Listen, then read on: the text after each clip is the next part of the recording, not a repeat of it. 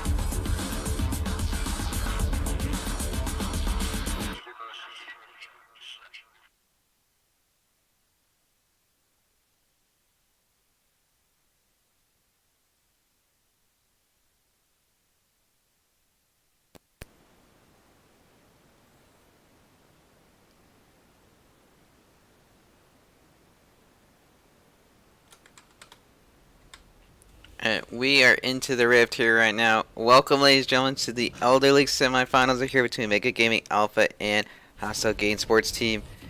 This didn't touch on this much during the draft, so I do want to touch on it now. It looks like the Morgana is going with the Glacial Augment build. Definitely super annoying. Notice he also has the Minion Dematerializer in the inventory, so definitely looking to be pushing the waves so often. Definitely with the new changes to that, definitely will help him. He clicks W, he uses it, the Minion Dematerializer on the minions in cannon, and he's able to just pretty much one-shot the entire wave with a W if he does it enough times on the melees here. Nice ward here from the side of Omega Game Alpha to spot out Nuffies and Squad's little invade here, so well done then. Something to note though is Sejuani is not really a great early game jungler, Rek'Sai is, but with these Scuttle Crab chains it definitely makes it a little bit easier for someone like Sejuani to hide in the jungle and not be heavily impacted. Dang, these are some really nice wards. It just knows exactly where they are the whole time, and it's weird that you do this invade and then not place any wards either. You're just kind of fishing for kills here, it looks like, so I need to disable the Discord overlay. Hold on, guys.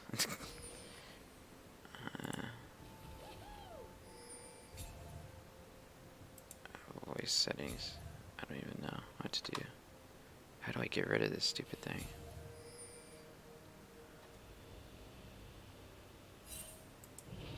I'll just do that. Anyway. And right here, you see, like, they didn't even, like, they invaded the jungle, but then they didn't actually put any wards down. Rek'Sai still got to do his red, and they actually can't confirm that he did start on that side. Something to note though is Toast on the top side here, Gavrilo Prince. He did fake that he was leashing on the Urgot, so definitely just trying to hide where their jungler actually started at, and they did not have any information, so they probably do not know for sure. Albeit bot lane ended up being the one that was leashing. You can see that they're actually missing health whenever they did that fake leash, so I'll have to see. Ooh, getting a little aggressive here by Gavrilo, but doesn't have W yet. It's only level 1. He started E with the shield and the hop over. Ooh, nice Stark Binding there from Princeton, but early game, I'm fully expecting this Rek'Sai to probably clear 3 or 4 camps on the bots. Clear camps on the bot side, get a blue, and then try and go for the scuttle and maybe an invade right afterward. So we'll have to see how that goes or not. Ooh, Nuffy's definitely looking aggressive, but nice chunk of damage being done by Marquest there. And honestly, there's not too much action going on. I mean, kind of Sejuani's doing the red. Here is Fezes Marin, though. He is spotted by the sword, though, so let's see how this gank goes. I'm pretty sure he's just going to walk away, yeah. Altruism just kind of ignoring. Nice taunt there. That's a lot of damage right there on Coconut. Snuffies, though, trading some damage back, making sure that it's not a free trade right there, so well done by this bot lane, but definitely really close. This Galio kind of showing how much power and damage he can actually bring. It honestly makes you worry about the all-in potential. He is running Aftershock, so that he can only get it when he uses his taunt or his knock up there, so the Justice Punch. So something to note there. Pikes now going over to the bot Scuttle Crab. Meanwhile, this Rek'Sai is topside. They should know he's up here. I believe they did see him. So I am on streamer mode. It's for whatever reason the Discord overlay in game does not like streamer mode. It just kind of ignores it on my computer, and I haven't figured out why. So, and I've tried disabling it a couple times, but you know who is getting disabled? Gavrilo, definitely almost getting chunked out there, but able to get away using his flash though. No flash is used by Omega Game Alpha, so definitely a return gank here would probably be disastrous for this Urgot. Honestly, being behind on an Urgot definitely does not feel great. King and ooh, nice trade right there, but is going to get a little bit of damage back in return. Actually, it's a really good trade from Gavrilo. Even the random turret shot there from his flip and minion blocking with his own body right there, definitely taking down King now almost right there. So well played by him. Oh goodness, that's so good for him. Yeah, I thought he was like about to get screwed over. Then he procs the Conqueror, heals quite a bit, and definitely help him out. Fezes Marin actually kind of baiting his own jungler. And something to note is Sejuani went back early. Now she's finally doing her first Krug's clear. So Krug's clear this late in the game means it's gonna definitely delay her 6. So definitely something to watch and note right there. Yeah. Gavrilo now gets to go real aggressive. Kingslayer doing quite a been a good amount of healing, but Gavrilo almost taken out right there, but I'm pretty sure he's gonna get away. Yep. King in now. This Silas just has a really strong all-in potential as normal, so you always gotta watch out for that. And really, it's just a matter of who outplays the other right there, as you see. But there is a Sejuani down there, is seen right now. Kingen, though, with the Kingslayer heal, can actually probably make a 1-for-1 trade at the worst case scenario if the Urgot's nearby. But I think they're just zoning him out, trying to force him back.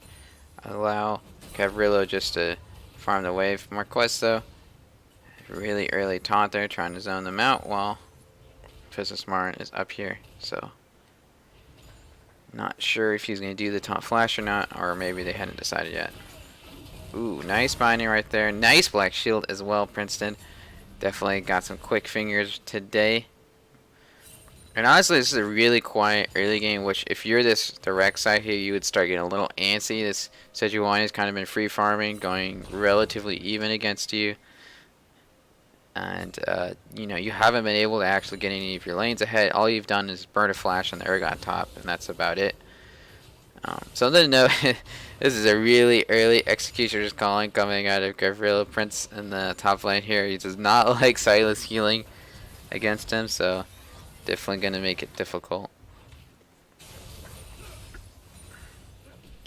Sejuani now getting the blue buff here. Just noticed the Scuttle Crab went away, so... Ooh, Coconut, nice. Denial of the back right there. And Nuffy's going to use all of his mana here and probably matches the back as well, so as most ADCs do here, so nothing too abnormal there. Ooh, Coconuts found Marquez once again, trying to freeze the wave for his ADC. Did get most of it, but I think they're too worried Rek'Sai might be around and trying to sync up their backs there. Definitely more important for this Braum to have items as opposed to this Galio, who definitely is a lot much better and on low econ type strategy, even with less items. Does get really tanky with that aftershock and with that taunt, reduce damage. Level 6 on both of these top laners now. Honestly, they're duking it out already, but I don't think Gavrilo wins these really short trades at all, really. So gonna have to be a little careful. Altruism now level 6 has yet to use the ultimate. I really would love to see him go down bot lane, like I mentioned before during the draft. He really needs to go bot lane, make sure this Lucian's getting ahead, because a Lucian that's not ahead definitely is always a little bit iffy. Something to note is also a mismatch in item spot. A BF sword and a dagger was built right there. I really might be in trouble right here. There's a Rek'Sai coming up as well. Could definitely flash. Tunnel right here. Nope, he's just going to do a regular thing. Now there's Kingan's ult right there. Using the Urgot ult against the Urgot himself. Pikes is not level 6 yet. He actually might be in a little bit of trouble himself. So, but I think he's going to be able to sit under turret and walk away. Well played by Kingan and Fezzesmar. Just nice opportune gank. Well, Gavrilo is trying to clear out some of the the vision there. And look, they're right there. Nice invade in the jungle. There's the teleport actually having me to use defensively. Actually, definitely not the ideal way to be using that. And yeah, he needs to catch the wave top, but now Altruism, now he might be in trouble. Vesemar just invading the jungle and just being extremely noxious. There's the ultimate right there. Altruism not able to land the knockup and prevent the damage being done to him. And ooh, that's just two kills and assists going on the Rek'Sai into both of his solo laners here. Definitely not what you want. Now losing the red buff as well, so definitely just a lot of things just went wrong all at once right there for the side of hostile GameSports team. And the spot lane, which you would hope would be winning a lot more heavily, it's just this Galio is just puts a lot of power and all-in potential in. But Viscount on this Kai'Sa definitely makes it really easy to do these all-ins as well. So definitely have to watch him with those kind of things. And that's why Galio is such a strong support. You can do a Q max if you're trying to poke out the person. You can do a W max if you're trying to just be a CC bot, or you can do an E max if you're trying to just do a lot of all-ins all the time. So there's a lot of options. But hopefully, it looks like they're going to get this Infernal Drake off the Morgana going for mid. Definitely Galio and the rest of their squad is sniffing out, but they have a smite, and that is now secured. So well done by them. Infernal is better for them. Like I said, I think they might have better scale, like they have decent scaling in the mid game, so definitely want to be spiking harder and doing a lot of bursts. So, and we'll have to see if these team fights actually play out as they want. or maybe it goes aside of the Silas and Kaisu definitely are stronger the later the game goes here, so I have to see. And again, now we're back to the quietness. There is a small discrepancy in the jungle here, if you notice that. In mid lane right here, there's a 10 CS jungle CS difference, which equates to, let's see here, like 900 gold. Morgana has a 20 CS lead, about 10 now with a wave incoming right now. So, and Nuffy's just running out of mana here. He's not able to bully as much as he probably would like. There's like Silas right now is just completely invaded the enemy jungler and put a ward in their jungler right here. So definitely trying to get as much Fizzin as they possibly can. And my game alpha is just playing like a really slow, controlled game, honestly. Just looking for those opportunities, looking for those chances to get ahead and kind of explode onto the map like they normally do. But we'll have to see. I think a quiet game might favor their scaling and stuff like that, but I'm just not sure if they have the better team fighting comp or not at this point.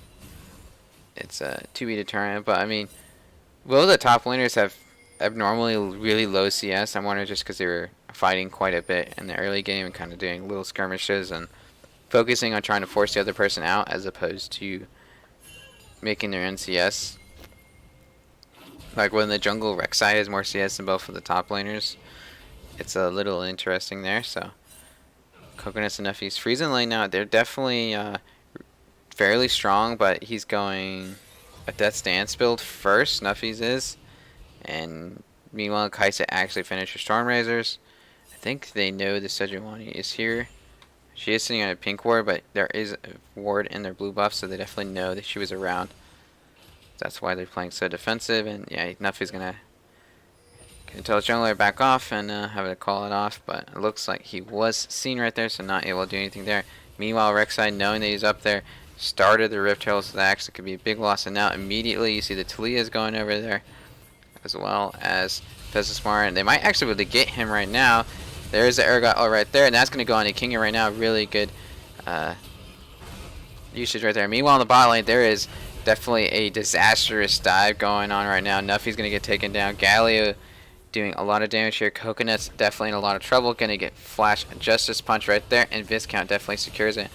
But Altruism and the rest of the squad on the top side of the map did secure a kill on the Pesismarin and King in there, and probably going to get the Rift Herald here. So I think honestly that might favor their squad in terms of their win condition, though. The Kaisa getting ahead, the earlier this Kaisa gets going, the more worried I would have for the damage output that this team of Omega Gaming Alpha can output, because it's going to be massive. So something interesting though is Kingen is going a little weird of a build in terms of getting the Hexic Revolver before finishing the Zanyas here.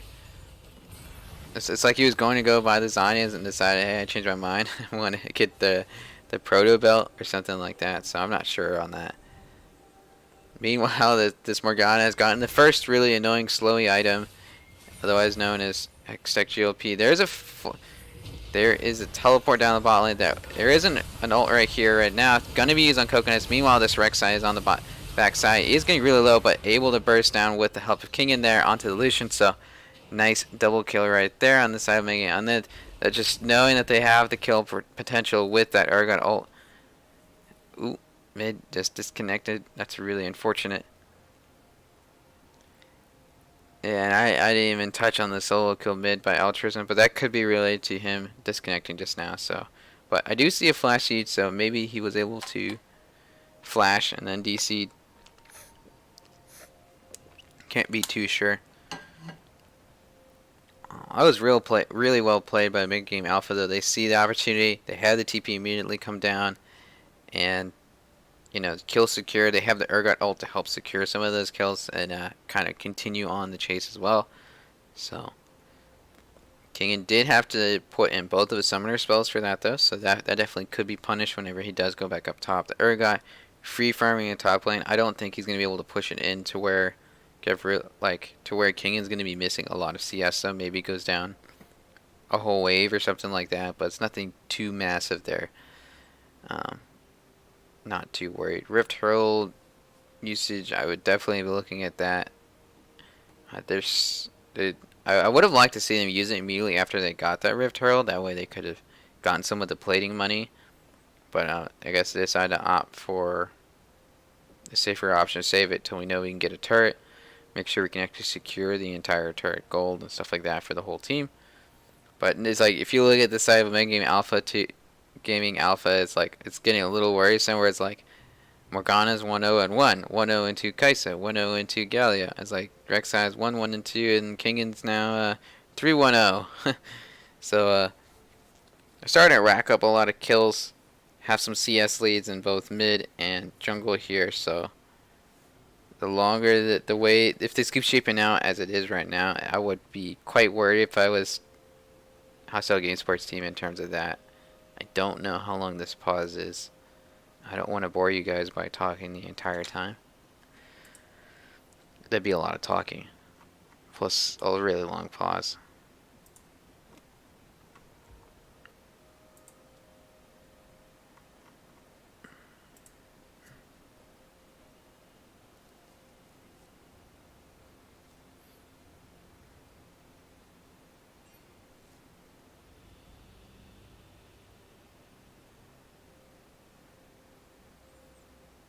Yeah, I believe just so you guys are aware, the rule is you have 5 minutes for your pause time, I believe. It might be 10 off the top of my head. But after that, you have to unpause. Unless the other team gives you permission to like pause longer and wait. It's really up to them in terms of are they feeling nice enough, are they not in any time crunch or anything like that. Sometimes players have time commitments, whereas, oh, I have something to do at 11 after I'm done with this best of 5. I kind of need to go eventually. But we'll have to see.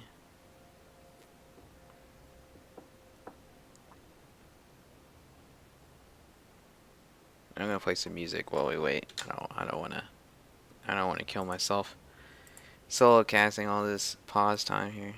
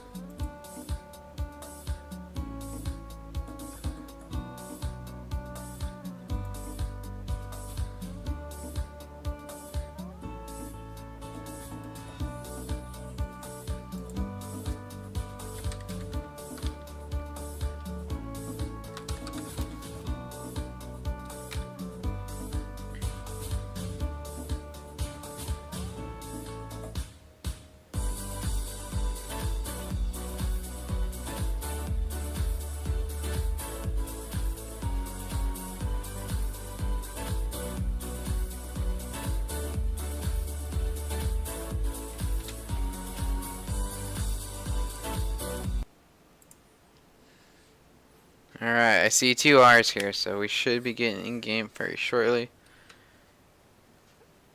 They both said R. Why is this game still paused? Come on, guys.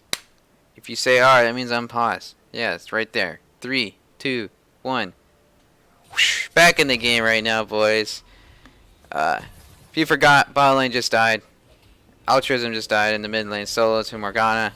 Really unlucky of him, but I guess King is going to stay down here and actually push this wave in. Meanwhile, in the top lane, this Urgot is starting to make a nice little push himself. But plating just went away, so I mean, just getting chip damage on turret is no longer really important. Urgot is actually fairly good at doing quite a bit of damage to turrets with this W active, almost always on right there. But there's a dragon coming up soon here. If you see the Sejuani and the rest of the team is definitely trying to gear for another Infernal Drake right here, and it is about to spawn right now.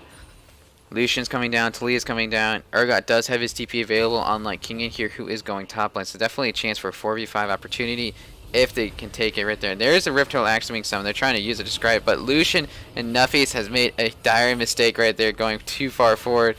And it's no longer a 4v5, it's now a 4v4 down there. Meanwhile, in top lane, Gavrila is being instigated on in the bot lane, so going to have to fight his way out. Nice fancy feet right there from the Crabman. But Pike's Swim Coach is looking to maybe steal this drag right here if he can. He's going to be able to queue over the wall, I think, but not able to smite it away. Going to have to give away his life. Not sure if that's really worth, especially giving another kill to this Kaiser here. Definitely really strong. Gavrila with this fancy crab legs still going on right there. So, and Rift Turtle finally getting over to the turret. Does get his charge off just barely there, but I do not know. I feel like that was a little uncoordinated in terms of why is Nuffies going forward. They just have to wait for them to come in the pit. Just make sure Princeton himself does not get in the pit because he is, you know, a Morgana. You don't want Morganas in your pit. Fez's Marin, though, might be in trouble, actually. Going to get stunned up. Nice ultimate right there from Nuffies. Definitely securing a kill. Nice job on the side of the hostile GameSporteam to punish a mistake right here from Fez's Marin. So, definitely really well done by them. Now, accounting for 2 of the 3 deaths now of Omega Gaming Alpha. So definitely make sure you report him after this match. And Nuffies is going full ham now. I don't think he bought any items actually after his last death right there, but Coconuts might be in some trouble right here. Might be able to secure a kill right there. There's a stun right there. It's his Q. Nice blazing right here from Nuffies. Now actually has blue buff, so you can actually keep doing this. And he has no mana right now, Marquest, but there is a Morgana coming down. He is taunted up. There's a slow right there. Super annoying.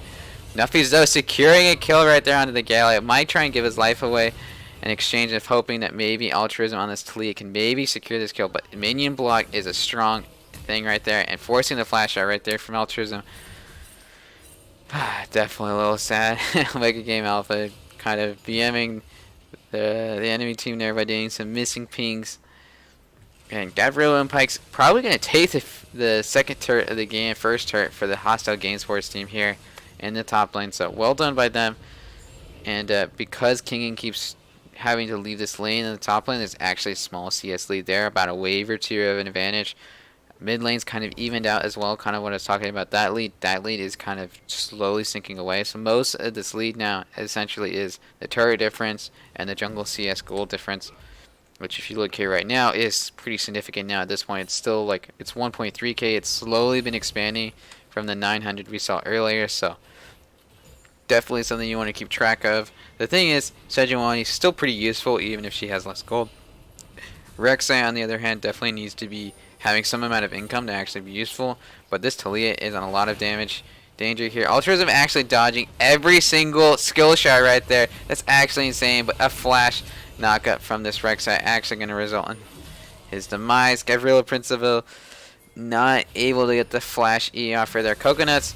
Might have just found Kingen right here. Kingen might be in a little bit trouble. He does steal the Braum ult, but that is actually blocked by Coconuts. Well done by him. But there is a flash Galio time right there, and Basecamp is on the back line. Gonna try and take down Nuffies. Meanwhile, Gavriv not tanky enough to actually fight 2 members. Nuffy, you are definitely in a lot of trouble. There is the Rek'Sai ult coming down on him, and that's a double kill on this Rek'Sai. Was 2, 2, and 3 before this. Now 5, 2, and 3. Maybe about to get another kill right there. Given over to Kingen right there. And look at this. The minion waves perfectly prepped in the bot lane right here, so they're immediately going to take this turret. Easy reset right here, easy rotation in the mid. Very delayed ace right there, but well done by them. And now they're at the inhibitor turret, and this Talia cannot walk up right there. Like Fesmus, Varden, and Kingen just going absolutely ham. These two are great divers, as you can see. And then they got Marquez on this Gallo, definitely able to back them up if they go a little bit too ham or need a little appealing. This entire time they've been balling, we've been watching them take this inhibitor turret. The Morgana was mid-taking that turret as well. So definitely 3 turrets taken here by making Alpha off of 1 ace right here. Definitely some really strong macro coming out of this squad, and that's why they're the #1 team in Elder League this season. Definitely just all across the board, really solid shot calling. And honestly, I would say all 5 of their deaths is from mistakes, you know, just tiny mistakes that players are doing, or they're doing it just to make sure their team wins a team fight. So definitely do better on that aspect. And honestly, like we're watching Coconuts here, trying to get some vision around this drag. They definitely have this really high prioritization on these drags. I'm not really sure why, because honestly they kind of split up the game to where Altruism cannot sit in the side lane and initiate on the sideways, but this Galio might get away right here. Didn't actually get a stun off. Now he's going to use the ult onto 3 members here, and there is a Urgot ult right there, but Nuffies was taken down right here by the Galio and all that damage. Meanwhile, Morgana is coming from the backline right there. Is taken down eventually, but Altruism has got to do a lot of damage here in order for them to make it up. But the Urgot is still alive. The Conqueror healing is absolutely insane. Kingen trying to be a little sneaky right there, but it's probably going to get minion blocked by there, but not actually occurring right there. So now he's going straight in, but not able to do anything there. And that's now an ace on the side of Hasso GameSporteam. So despite the flubs there, despite Nuffies kind of getting one-shot by the Galio in the jungle there, the rest of their team, this Urgot, can definitely deal quite a bit of damage now that he has that Black Cleaver done. Like I said, Talia can just spam the Q on cooldown quite often, so it definitely does quite a bit of damage in these, especially in that tight corridor where it's easy to knock up several people, easy to put your E layout, and just you're going to hit a bunch of people with that. Lots of AoE damage. And then Nuffies did enough damage before he died, and it's pretty much what comes down to starts happening to Lucian later on in the game. This Kaisa, though, did finish the Rage Blade. They could easily rush Barons now. I would definitely be very worried about that. This Morgana now has her second item completed as well. Meanwhile, Nuffies hasn't completed his Zeal item. He's sitting on Essence Reaver, Zeal, and a Vamp Scepter there. It's definitely not the most ideal start right there. I'm a little surprised he didn't go for Death Dance, but I can understand that, yeah, you probably shouldn't be doing that. Meanwhile, as you can see here on the side of Hasso GameSporteam, they're definitely rotating, trying to match the amount of people that they think will be coming up here. But there's Festusmarin up here now. Coconuts is here. Definitely might get chunked out quite a little bit, but able to walk away. But they need more members up here. The Talia's not up here. I would have liked him to go on the side and maybe initiate a team fight, because they saw the Morgana back, I believe, so they should be looking for a fight. There is the wall right there, kind of splitting up their own team in the process, but Kingen just took away the Talia himself, so nice ult right there. Gonna knock back Marquez, but he's gonna get a 3-man taunt right there. Festusmarin immediately on the backline, but there's an Urgot grinder going on right there. He's just stunning up Kingen, trying to do his best to heal up, but definitely really nice pick right there from the side of Hasso GameSporteam, forcing that. And hopefully Coconut gets away here, yeah. Ooh, barely. Barely gonna get away. Definitely a sliver of health. Pike Swim Coach gonna see Festusmarin. He does smite it in the end there, but that definitely was a little aggressive from him. If the rest of the Hasso GameSporteam was there, he might have got taken down. But honestly, the Scuttlecraft seems to be making them cautious on doing this Baron, but they're gonna say screw it. We got the members.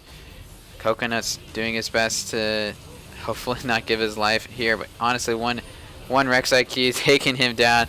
But there's a Morgana flash on the backline with the slow fury. That Festusmarin now jumping in, taking a little bit of the Baron, but the Baron debuff is actually hitting their DPS really hard. I think he's actually damaged quite a bit of them. Nuffies in a little bit of danger here.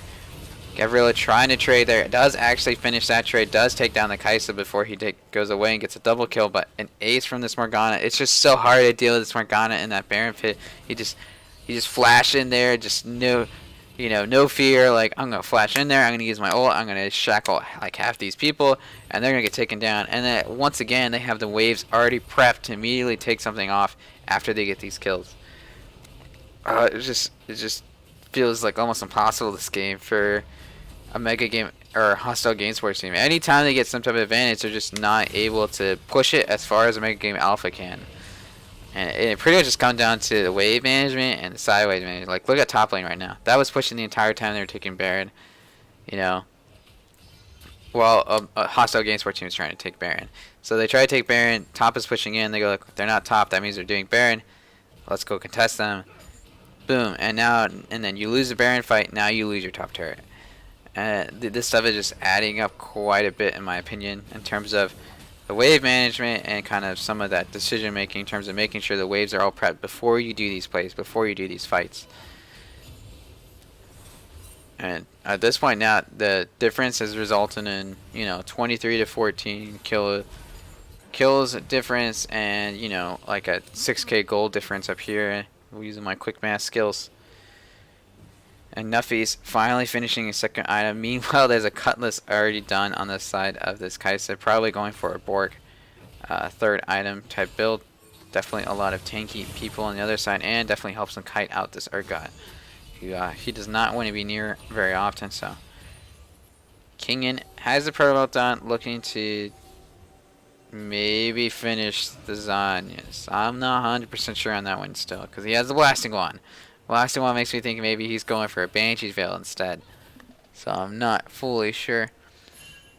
But this hostile GameSporteam kind of trying to bait something out right here. As long as they don't move, the Rek'Sai will not know they're actually present there. But Fezzesmarn's on the other side, hoping they make the same mistake. Coconut's now found out has been sitting in this bush for who knows how long. But he's going to just Braum strong arm that ward away. Meanwhile, oh no, Nuffies is the person to face check that, and that's disastrous for him.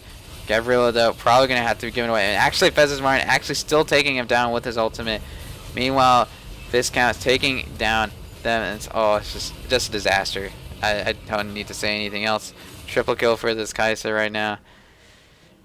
Of all the people to face check that bush, it had to be Nuffies, and of course, Fezzesmarn was sitting there waiting on the opposite side, just ready to take him down.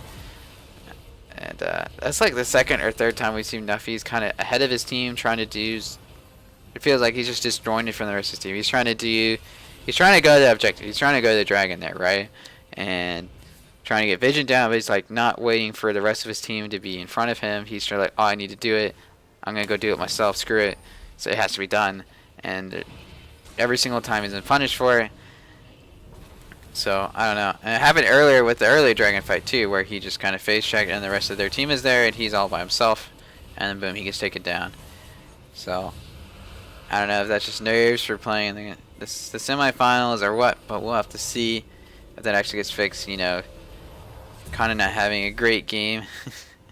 But meanwhile, Gavrilo still actually having a really good game. I think, honestly, he's the main reason this team has not yet lost. This Urgot's doing a massive amount of damage. He got a Ma as his second completed item here, definitely helping his survivability and tankiness quite a bit, especially against this kind of triple AP composition between the Galio, Morgana, and Kingin on the Silas here. So definitely helps that. But this Rek'Sai is pretty massive. 7, 4, and 12, 6, 3, 5 on this, and there's Nuffies maybe getting caught again, but probably gonna get away. But that's a lot of damage right there. But Nuffies does get finished off. Fezzesmarn though pretty low. Coconut's pretty low as well. But Gavrilo, he's on the back line actually, but he's kind of 1v4 here. He's gonna get taken down by this Kaisa, who now has full Rage Blade stacks, and Princeton actually finishing off the Talia there as well, Altruism. So definitely an easy teamfight one if the Morgana can just kind of 1v3 the back line at this point. So I'd say back to the drawing board for the side of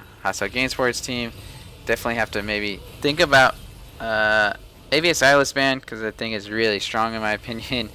Kingin is definitely a really capable and strong solo laner, and honestly they could have flexed in mid as well. I wouldn't be surprised if Princeton could play that. So, and this bot lane they were hoping could actually secure them an early win, but being just the super strong bot lane was not able to actually beat the super strong bot lane. They actually got beat by Galio Kaisa lane, so definitely a little worrying there.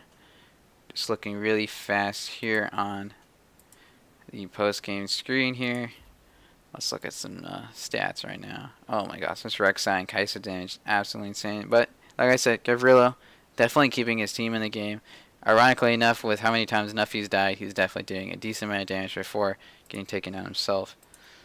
But yeah, I think something that maybe they should start considering is maybe utilizing their vision a little better on the side of Mega Game Alpha. As you can see in this chart, they're definitely out vision. Like an Urgot with 40 vision score is a little insane. Probably put a pink ward somewhere in the back and it never got taken out. But like most of the other roles, they're either matched or superseded. So I'm not sure, but we'll have to see. In the meantime, though, we're gonna take a break. We'll be back with Game 2 of this series. Let's hope that maybe Hustle Game Sports team comes back with a new game plan and is ready to actually take Game 2 to a get a win off the board and trying to compete with the Mega Gaming Alpha here. So stay tuned.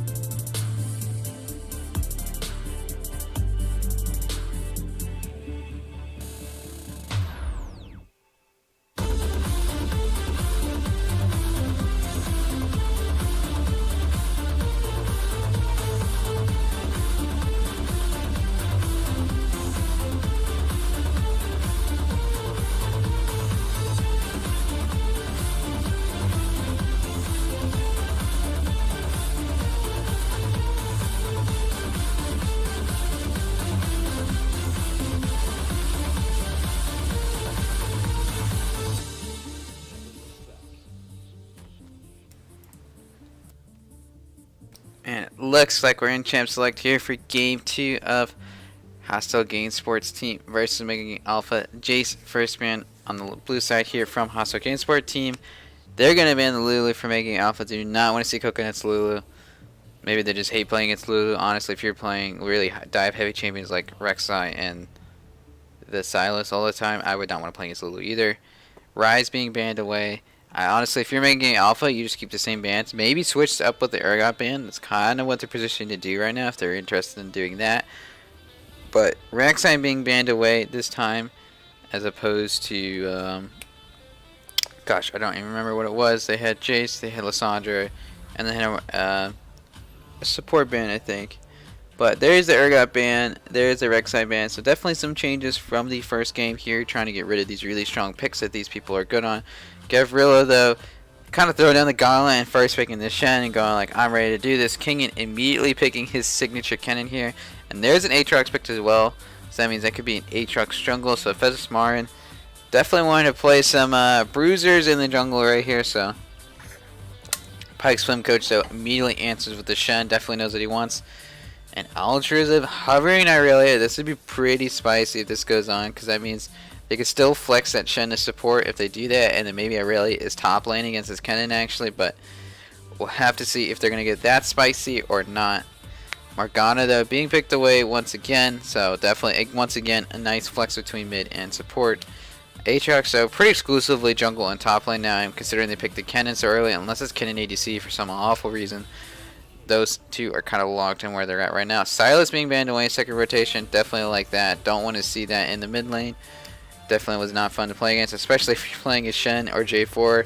Those are really strong picks for Sylas. And look at, yeah, it's just like pretty decent ADC bans between the Ezreal and the Vayne. But looks like OGA is looking to hover, and they're gonna lock in the Lucian themselves. But Hostile GameSporteam is looking for the Galio. They're taking that away this time, and they're gonna go with the Talia. Wait a minute, they went with the Talia again. So does that mean it's, what the heck? So is this a Irelia Galio bot lane and Talia mid? I mean, help me out, Twitch chat. Is that what's going on right here? I'm not 100% sure right now. Definitely a little interesting, or maybe it's gotta be Talia Galio bot lane. I think the combo kind of works really well. It's kind of similar to the Pantheon Talia that was being played in Korea by Griffin. If you saw the finals for LCK, essentially Galio locks a person in there, Talia knocks them back into them, and then yeah, I don't know. I guess they just really like this Talia last pick. They're just huge fans of doing it. Want to always do it every single game. If I were, making it off, I'd be really worried that, they keep picking this Talia and they think it's really strong.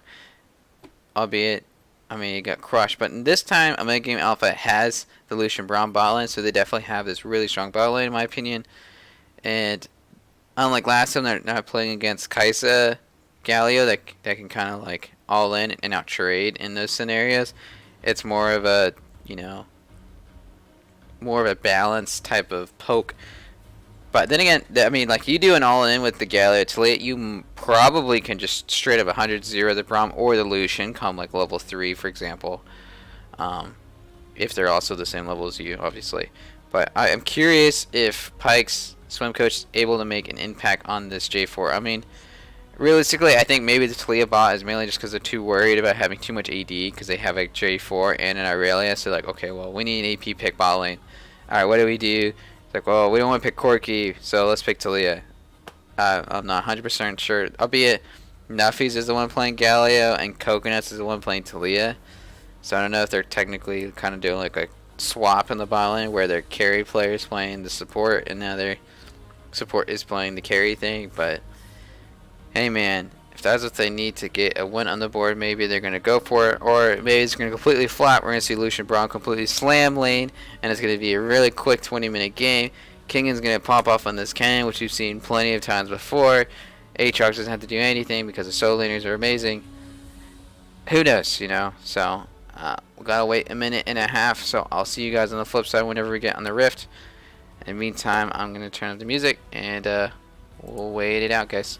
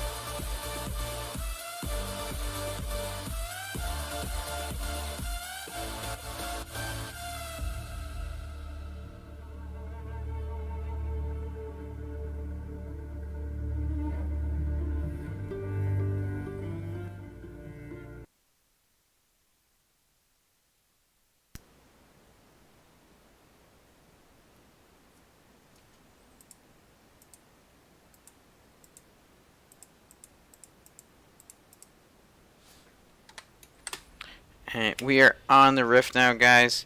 Right here with game 2 of Hostile Game Sports Team versus Mega Game Alpha. Mega Game Alpha took the first one, if you missed that right there. Princeton back on his Glacial Augment Morgana, but everything else is different in this game.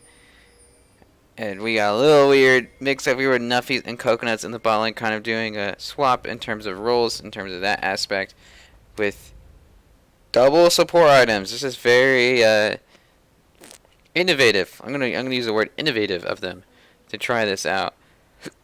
So they're kind of doing similar to Sonateric, where both of them end up going support items, and I have a feeling it might be very similar in aspect of what they're going to try and do here. They're going to have the Talia trying to poke out the enemy laner, and I'm going to have the Galio doing most of the farming early, I'm assuming. It's the only reason you go this double support item, because it's very easy to quickly finish the Spelthies as opposed to the Targons, because usually Targons you're a melee, as opposed to being a ranged character. Spelthies is mainly based on how often you poke. Notice here, both teams doing a little 5-stack wackiness going on right here.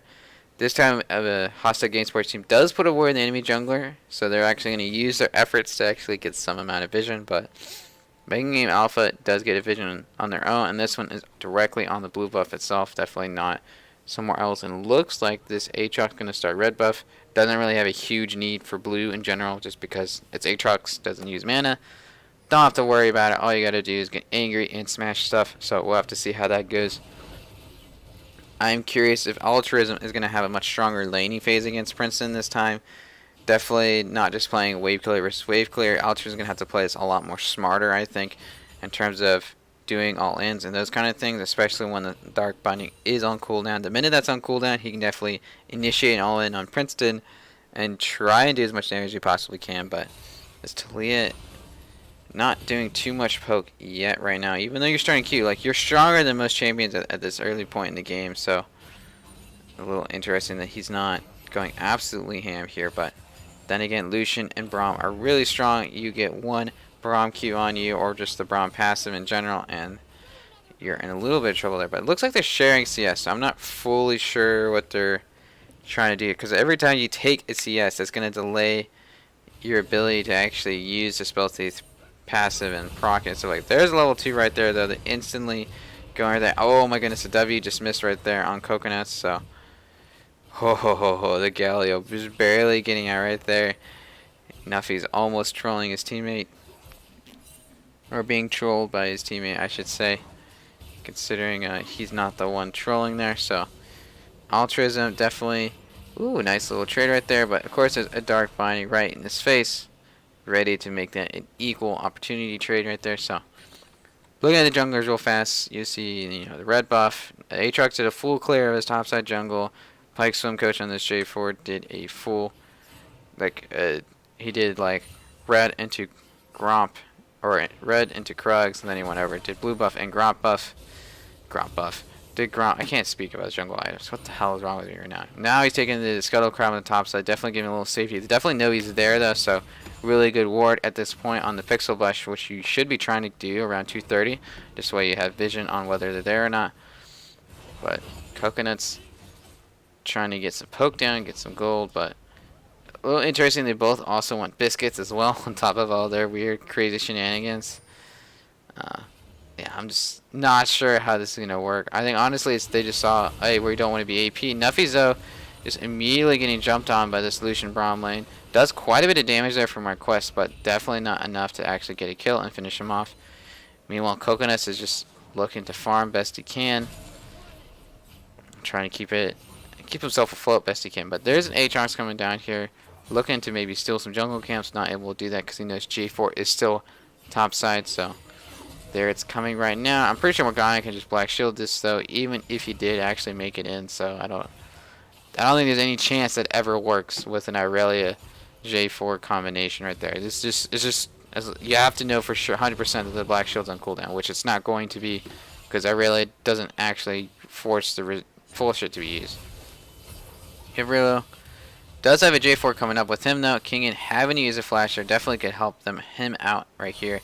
And this top lane definitely could be one of their stronger points. Still, technically, actually up 4 CS despite, being zoned out quite a few ways as we've seen. So we'll have to see if they're able to upkeep that or not. This J4 is just hanging around, trying to force the wave all the way in. There it is. Yeah. And mission complete. It's all the way in. Do have to watch out a little bit in the bot lane here. They could get TP'd on behind because there is a ward behind them. Look, I'm seeing pings like I'm going to go in. But Kingen is not level 6 yet. Doesn't have flash, so it is a little risky until this Lucian Braum shows up. There is Lucian getting a lot of free damage on Nuffies here, but looks like they're going to back off right now. Don't want to give that long lane to have them get all in, and they know Morgana is missing as well, so well played by them. Knowing about their mid laner, and yeah, he's MIA. And look at this. First item, Merc Treads. Just immediately from this I realized, like, I do not want to deal with this Merc Treads. Yeah, I don't blame him. So the interesting note is the Bombies Cinder's Rush on the Shen here, looking to permanently push in the top lane and permanently like have that pressure, so he's able to ult down to the other side and get away. Kingen though, level 6, trying to zone out with that small advantage he has right now. But Altruism keeping up in CS, I think, much better this game as opposed to before. Yeah, look at that, Princeton Black Shield. But there is a J4 coming on his way, but they know he's there. He has not looked for the wards. He has not sweeped. They have complete vision that he's there. Meanwhile, on the bot side here, looking at the gold difference, because that's more important than you know, the CS. I think in this case, they're down about a K. Ooh, that Black Shield's still down, but it barely comes up on time. Princeton though might get taken and bursted down actually, but there is immediately a Kennen ultimate right here. Altruism having to flash away, but there might be an auto and a Q in his face right here. Meanwhile, Gavril is maybe getting away here. Don't want to give away too much right there. Yeah, he's going to have to fight his way out. Not able to do that. Nuffy's not level 6, not able to really help and roam out. Neither is Coconut, so going to have to struggle with that right there. And because of that fight right there, now the Aatrox Pheasant's Marn gets to take the enemy red buff. Gets to take a lot of the jungle here. G4 is trying to run over there, but just not quick enough right here, I think. But both teams instantly responding, as you mentioned there in Twitch chat, Ravster. The teams have good communication. I think you can't discount that for hostile GameSports. That's why, you know, they've made it into playoffs. Is they have very good communication. It's just, you know, they're doing weird wonky drafts. They're making small mechanical mistakes. I think that usually comes out to be the problem with this team, is just small mechanical mistakes and being heavily punished by them. I'm in Game Alpha, albeit is definitely the best team in Elder League, and the main reason why is they see a mistake, they immediately punish it very quickly too. Like you saw that the J4, they saw the J4 was around mid, they baited out. Yes, they killed Princeton, but they're gonna sack 2 kills for it. They're gonna lose their red buff as well. They're gonna lose a little bit more of their jungle, a little bit more of their vision there. So anytime Omega Game Alpha is opting to trade with you, usually they're gonna win that trade in most cases, because I don't know, somehow they're just really good at doing macro, or, you know, their mistakes aren't punished as heavily as they punish others. I think that's really what it comes down to. So, speaking of that though, there is an Infernal Drake here. Aatrox is here, wanted to take it down. I bet you everyone on this team loves it. There's literally there's no true tank on the side of Omega Game Alpha. Braum is the closest thing to a tank. So they definitely need things like an Infernal Drake where, you know, one combo from the Aatrox gets just that little bit stronger for them to actually secure a kill, as opposed to before. Ooh, Altruism might be a little trouble. There is an ult right there. There's immediately a TP right there on the cannon, but there's the Braum on his way up. But I don't know if they actually want to utilize this that well.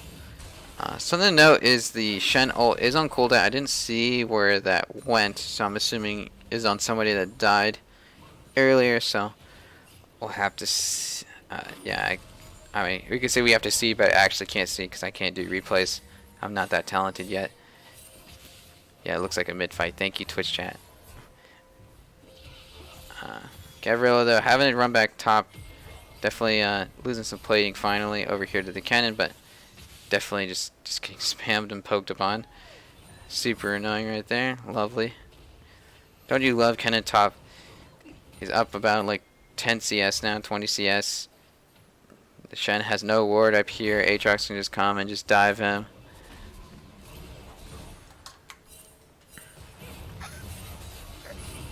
Oh my goodness, that burst right there on Coconuts. Having a flash away. The Bramble might kill him actually, but does not actually. There's a flash ignite right there, so not going to take away. He's trying to bait a little bit. Meanwhile, on the top side, they're doing a dive there, so they're winning on the top and the bot side right there.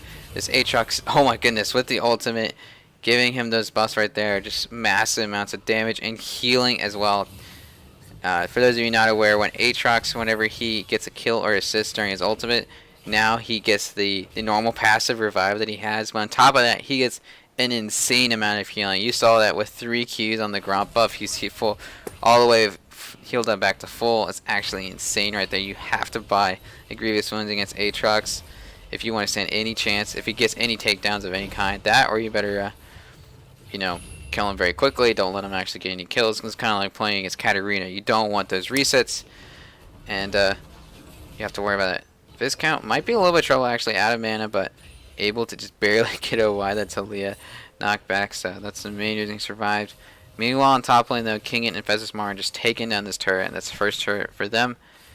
Gavrilo does have his ultimate back up, it looks like, but honestly, he's got to be more worried about making sure the turrets are not falling if he goes away right now. So, and a Rift Hill could easily be started here on the side of Omega Gaming Alpha. Yeah, they're definitely over there. Let's just show you guys. Look at that. Rift Herald right now. So, J4 though, doing the best he can, taking away the enemy blue buff, doing his best to just try and get some vision and those kind of things for his bot lane, so that way they can maybe play a little bit more aggressive. I don't know how they're going to, considering, you know, they're losing. But then again, they're playing Talia Gallia. They're down. Let's see how much gold they're down now. They're down about a K gold, so it's about the same as it was, you know, 5 minutes ago when we checked in on that.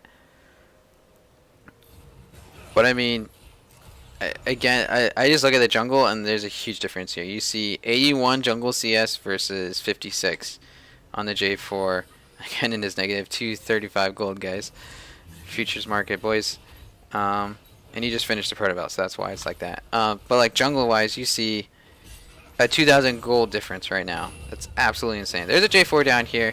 Actually, doesn't hit anybody with the knockup right there. Does have a Shen ult right now, but oh my gosh, the flash taunt missed. That's actually really tragic. And now here comes the Kennen teleport. I'm secting a Kennen ult. Gavrilo is going to give himself away. It's going to be really hard. Oh my goodness, he actually secures that kill right there. Coconuts, though, going to be able to probably land this combo right here. Easy kill for him. Meanwhile, that really did come down, but the Morgana is coming down as well. Talia ulting forward right there, hoping to maybe get more quests, but actually going on the wrong side of the wall there, so have to be a little careful. Morgana, though, someone's about to face check into him. He's going to love this right now. Easy for him, but I don't know if he has the DPS right now. He might need a little bit of help right there. Meanwhile, Viscount decided, let me just take down Coconuts, but this Aatrox is up here right now, using the ultimate, getting the extra takedown right there, and here comes the massive healing and revive passing from him, and he's going to take someone down. Immediately use a Rift Tower right here. Well played by Mega Gaming Alpha, and they're just stalling out while their mid laner comes down. I'm so surprised Kingin got that kill onto the J4. He just barely got that Protobelt auto Q off at the same time. Well done mechanically right there, so props to him. But gotta be a little careful, honestly. Yeah, you have the Shadow's Refuge right there that you just used, but that thing can only block so much damage and so many autos for a while, so. And Pike. Small wins. The small wins right there. The little things. But that means he just used Smite, which he does not have for this Earth Dragon right here, which will probably get taken up very quickly here by Viscount, who went the normal Lucian build with the Bork. PPU definitely helps quite a bit. Gavrilo is really far ahead. Ooh, Dark Binding missing right there, just barely. But only one person Galio, but the Aatrox does not actually have ultimate right now, so that actually could be a very good fight right there. Marquez taken down. Galio getting a free kill right there, and they actually secured the Earthquake, so well good by the side of hostile GameSporteam, noticing a window to an opportunity to punish right there, knowing King is not going to teleport down or anything like that. It definitely was a 4v5 in their favor, so a little greedy for Mega Gaming to just stay there a little bit too long. Didn't have the vision to know someone's coming down, but King did get the top turret in exchange for this, so I don't think that's necessarily worth, considering they lost 2 deaths. They lost a shutdown gold on the Aatrox, which was pretty significant right there. That was 600 gold in the pocket of the Galio, ironically enough. So, not the person you want that extra gold on, but it does add up, does help their team a little bit tankier. He's going with definitely a support Galio build with the Knight's Vow right now, so I'm I'm just still a little baffled why I even do this thing in the bot lane. And it's like Shen has not finished a complete item yet. He has the Bomby Cinder, a Negatron Cloak, and then a Dagger. The Dagger makes me a little confused. I'm thinking maybe he's going Wit's End. I'm thinking that's my guess here, boys. We'll have to see how that goes though, but I really have to be a little careful there. Don't want to get too aggressive, especially in the face of this Aatrox and Kennen right here. Oh, 3-man ultimate right there. So much damage from this Aatrox. He got a shutdown right there, or a takedown, sorry, not a shutdown. So he now has his passive up. Definitely going to go really aggressive, but that would do much. And Gavril, he's got it. He's got to back off. There's 3 people here. There's 5 enemies here. Even though he has coconuts here, there's not too much he can do. Maybe a taunt, but like he's not going to survive these things. And this Galio-Taliyah combo just... The Galio seems to be alright. It's just, I just don't know what their fixation... Ooh, that's a really good knockup right there by the Taliyah. But Kingen had the immediate black shield on him and able to get away. That was so crucial that he got that black shield. He got the black shield after the first Taliyah rock hit him. So while he was in mid-air, he got Princeton's black shield. That's actually really good. I'm honestly a little impressed. It's really hard to do that when someone's being actively knocked up, and to shield them from taking the damage from the extra rocks. It blocked the rocks, it blocked the taunt coming out from the Shen as well. So well played by Princeton there to save his teammate, and Kingen immediately knowing to jet out of there. Don't overstay right there in the mid lane. Play it safe. They have such a huge lead here, 5 kills to 14. They have an Infernal Drake over an Earth Drake. So we'll have to see though. Aatrox, just to look at his build, I'm a little curious about jungle Aatrox. Haven't seen too many of those. Still on a warrior, a black cleaver as well. Does have Ninja Tabby, because I guess he's not scared of this Taliyah at all. He's more worried about the Shen and the Aurelia. Gavrilo might be a little bit of trouble. Or maybe it is Kingen that's in a little bit of trouble. Actually forcing the Shocking Maelstrom is actually pretty good for Gavrilo. That means he can actually force a fight. But the thing is, there is a Lucian coming down here right now. I think he had the burst to do it, but he was a little scared to do it. That's all. But the rest of the team is down here. Pike's Swim Coach could start an engage here. They know there is no Kennen ult. They do not know, however, that Festus Martin is not nearby. That he's in the jungle taking the wolves, but making it off of playing it safe, playing really far back, trying to get some vision and maybe hope someone phase checks into them as previously in the last game, but no more phase checks going on right now. So, and now Festus Martin coming down right now, gonna probably get there right when the wave crashes in. Pike Swim Coach though looking for an opportunity to jump in on punish someone that's out of position, but he's noticing there's an Aatrox near him, so he's gonna have to back up here. And I think they figured out he's over there. And Coconut's able to clear out the wave as best he can really quickly. But the thing is, they're going to lose their jungler. They're losing priority in mid. Like, yeah, they're clearing the wave and stalling out the game, but I don't know if they win these late game fights just because of how much damage they did. That black shield on the Aatrox is actually pretty massive. Look at that. He flashes forward to take him down. Festus Martin gets the reset on his ultimate. So now he's going for the next kill right now. So, ooh, the W barely missing right there. Flash from Viscount right there using the Cutlass active definitely to slow him down. And now there's a Kingen on the backside there, so well done by him. Having the users on you, so ooh, Gavrila's probably gonna take it down here. Festus Martin, nice tramp right there, gonna get healed up a little. Oh my goodness, he's actually super low. Actually, that Luden's Echo Rock takes him down, and there's the ultimate from the J4. He might actually take down Princeton as well. Gonna have to back off a little bit though, because in that process they did lose one member in terms of Gavrilo. But that's actually really well played by them. The Luden's proc barely have it in there from Coconuts. Actually allows them to turn that around very quickly. So honestly, that's really good trade for them. They just did a 4 for, I think, a really delayed 4 for 4 there. So in terms of hostile GameSporteam, maybe they can actually, take these team fights a little closer than I was expecting. Maybe the Taliyah is finally online. I don't know. Maybe Taliyah Galio really is meta.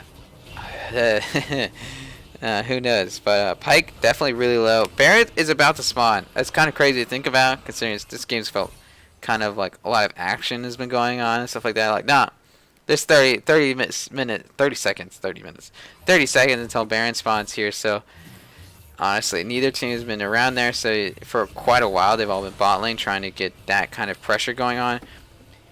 But like, it's actually kind of insane that this game is just now finally having that. But Viscount getting the red buff. Something to note is Hostile GameSporteam is yet to take a turret, and that's the main reason why they're down 7k gold. Is they don't have, you know, 4 turrets taken down right now. So, and you notice immediately they notice the Baron's about coming up from OGA, so they immediately clear it. Look, they're sitting on pinks right now. They're hoping someone phase checks, like Gavrilo here.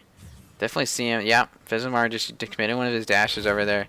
He's definitely out of position. Looking like he can maybe get out of it. Actually, really well played right there. He actually was able to get away from that. But sadly, Marquest did get the auto off, and that means you are stunned up here from this Lucian, who's going to just immediately burst you down. But they're sitting on so many wards, they can't expect to just face check in like that. It's just so aggressively greedy. They're thinking, let's kind of do it now, or we're going to lose anyway. Because we cannot afford to give up Baron Ultra, and they're going to have to run away. Not able to get close to minion wave to try and look for an outplay there. And now, honestly, they can just really safely do this Baron. They killed the jungler, they killed the mid laner, they killed Gavrilo, the Shen, who adds a lot of power here as well. So the best coconuts in the mid lane here can do is just push that out, try and make sure that whenever they do get this Baron, they can immediately be taking turrets from their base. Those kind of things. Maybe he will commit to contesting. It looks like he is going in with the wall.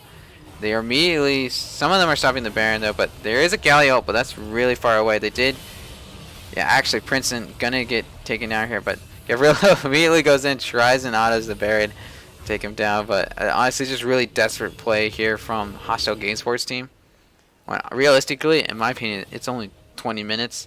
The worst they're going to do is take your last 2 outer turrets, or inner turrets, whatever, and then you can probably stall them out. I think, like, the Lucian short range, the Cannon is short range, and the only thing they can really do is try and dive you. Yeah, if they do the dive and succeed, yeah, they take you out, but realistically, it's like you're not losing that much. As opposed to now, you guys are dead on the map for a while. Yeah, you're gonna live because they just wanted to immediately reset, but it's like you're giving them extra gold by doing that kind of play. I think they're trying to save the game when it doesn't need to be saved yet. I mean, they're down 10k gold. I guess maybe they're thinking we're down a lot of gold. We got to take some crazy risks. But I mean, the enemy has a jungle Aatrox with Black Cleaver, a warrior enchant done. Gavrilo is probably not going to survive here. I'd be surprised if he does. Oh, he does. Holy crap. I guess the Lucian wanted to let him walk away. Nuffy's, ooh, he's in so much trouble right here. He's going to get stunned up. Yep, he's going to take him down. But, like, jungle Aatrox with Death Dance, Black Cleaver does not fall off. You know, the longer the game goes, the more, like, deceptively tanky he gets. I still don't see any grievous wounds, except from Talia. Yeah, and now they get that kill on Nuffy's. Now they go and just take the base. I mean, it's pretty straightforward stuff here. I think they forgot there's a turret there. They're like, oh shoot, there's a turret here. Oh, we should take that down first. So that's pretty amusing. Ooh, Festusmar get a little hypey right here, just flashing and going in immediately. Altruism though actually getting taken down by him, so now he actually has the revive passive, but a triple kill for him. Look at that, he's already full health back, and what is this damage right here?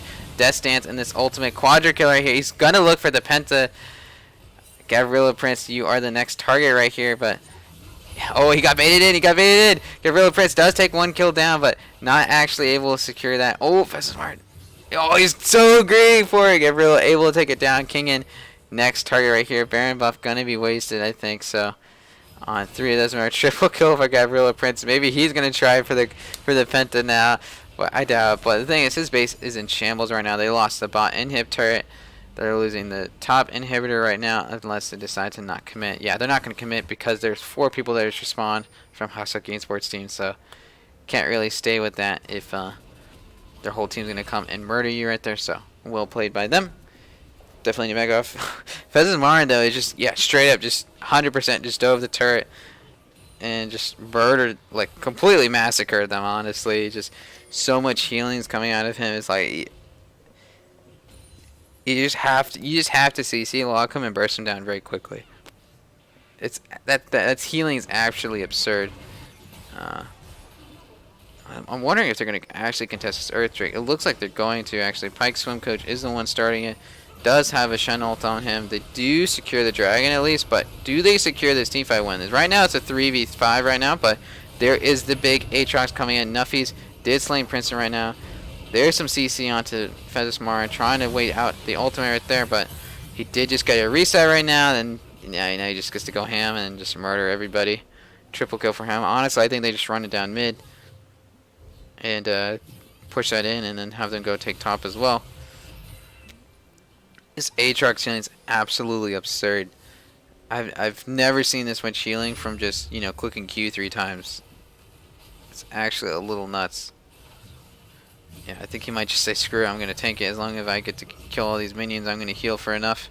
Yeah, it looks like they will do. Let's demolish prop for Braum. I'm curious if they decide to commit to... Yeah, they're going to do all 3 inhips here, so they're not going to commit to trying to end the game, actually. But, I mean, easily just, you know, they win one more team fight, the base is gone. They might lose parts of the base right now. Their wave clear is not particularly stellar. They at least got, you know, the Wit's End completed. And, well, the Sunfire cape on the Shen, so definitely helps him clear the waves a little faster, because otherwise, you know, it's just a glorified melee minion just autoing stuff. The Irelia does have Triforce done, does have Tiamat completed, but honestly it's building super defensive now because you just can't afford to be full damage when this Aatrox 18-3-7 absolutely taking over this game. You know, if you thought the Rek'Sai was really good last game, he's like, let me show you my Aatrox, you can't ban me out. That's what it feels like to me. And Coconuts, it bothers me a little. If you're playing a weird wonky bot lane, you should at least play correctly. Your support should have finished his item so he can actually, like, the Talia should have finished the support item there so you can actually get the passive gold generation and stacks on it on top of CSing. Because like every time you take a CS, it like disables a passive and uses the stacks. So whenever in these team fights, he'd be getting a little bit extra gold if he just had that item completed. Plus it gives him an extra ward, which when you're losing like this, you definitely kind of want. Like right now they have the entire bot lane or bot side of the jungle like kind of covered with wards. So Coconut's coming over right now. Aatrox isn't his ultimate right now, but Kingin right now is here with the ultimate. Does stun up 2 people right there. Slicing Maelstrom really effective as well. So, but oh no. Dark Binding landed, but there's a 3-man Cataclysm, but I don't think that's going to do anything.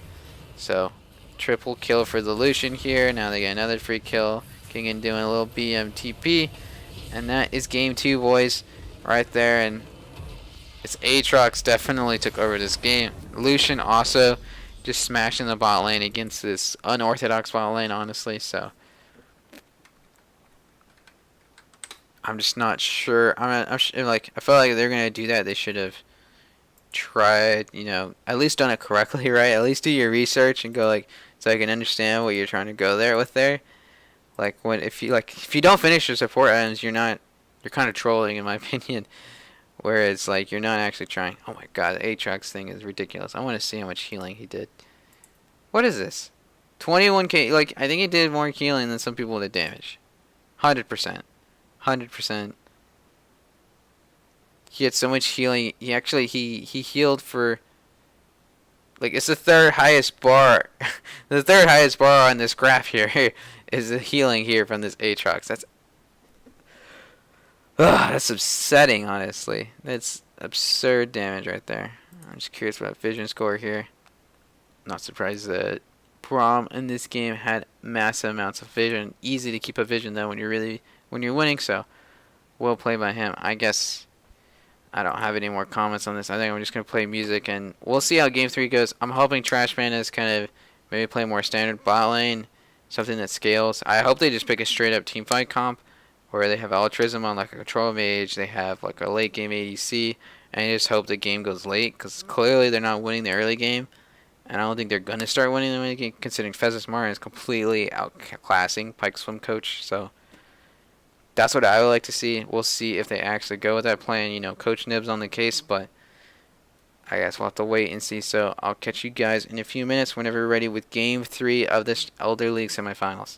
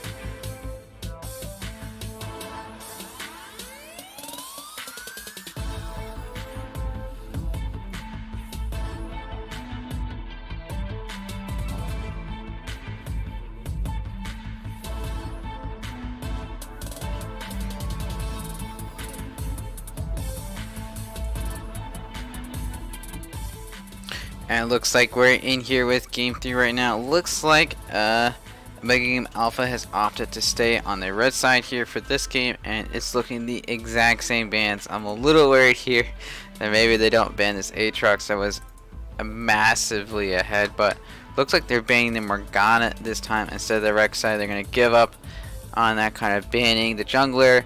They found out that he has two really good junglers. Alright, let's ban this mid laner. Let's try and get him behind. Get Altruism an easier lane to lane with. So Olaf is the first hover here. I'm curious if they're going to opt for this or not. Definitely a strong early game jungler that could maybe skirmish something like that Aatrox early. Or, oh no, they're going to just take it themselves. Wow, this is aggressive for sure. Kingin though, locking in the Irelia. They do have the Rek'Sai now. Definitely a very strong mid-game combo between those two where they can immediately dive on someone and take them down. Something I want to note is they did have a substitution in the jungler here on the side of also GameSporteam. They now have OE Fidget Vape there instead of Pike Swim Coach in the jungle. So maybe this is a difference they need, is a substitution in the jungle role. Definitely was behind both of these games against Fethimus Marin. He's just kind of just rolling over the game and taking over and just kind of annihilating him in terms of jungle pressure and CS. He's destroying him in both aspects, let's be real here. But Varus pick up right now by Altruism for the side of hostile GameSporteam, and there is a Vladimir lock-in. That's pretty much the entire top side was locked in probably, unless this Irelia or Vladimir are going to get the spicy bot lane pick. But J4 are going to be banned away. I'm a little curious why you would do that when you see an Olaf and Aatrox, unless they think this Aatrox top and Olaf mid or something like that. I'm not really sure. I'm a little questionable on that J4 ban. But Kennen and Zoe are taken away. Again, Kennen a little questionable there unless you think one of these Vladimirs or Irelia goes bot lane. But Silas has now been picked up by Nuffy, so we'll have to see. It's probably mid Silas unless we get something spicy like trying to match that Irelia with the Aatrox there. Aatrox and Irelia is usually fairly favored for the Aatrox. He lanes into her very well, but he's not going to pick Evel. I'm not even going to talk about that. Braum is now locked to say. Got the Lucian Braum once again here on Mega Gaming Alpha. This Varus is now going to be played by Nuffy, so hopefully he needs to have a much better game. I'm used to seeing good games at Nuffy's, and this has not been his night. Viscount and Marquez have had definitely the better of him all night, right? This night, so we'll have to see how that goes. But maybe everyone will pick their own champion. Maybe they're doing Silas, Galio, bot lane. I hope not. Please swap. Please swap. Swap, please. Don't do this to me. Oh no, they're not swapping, are they?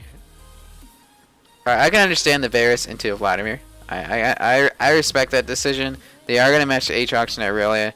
Varus does have the Grievous Wound on his E, the Hail of Blades, or Hail of Arrows, not Hail of Blades, Hail of Arrows. So definitely helps him against the Vladimir, trying to reduce his healing and actually be able to, actually bully him out maybe. But I don't think Silas Galio is going to be able to lane very effectively against Lucian Braum. We saw how heavily this Viscount was just destroying them in the bot lane when they picked the Talia Galio combo. I would have rather seen a Kaisa instead of Silas or something like that if they really wanted to pick an AP bot lane. Or maybe you pick the Corki. I mean, Corki and Illusion is not terrible, but I'm just not sure on that.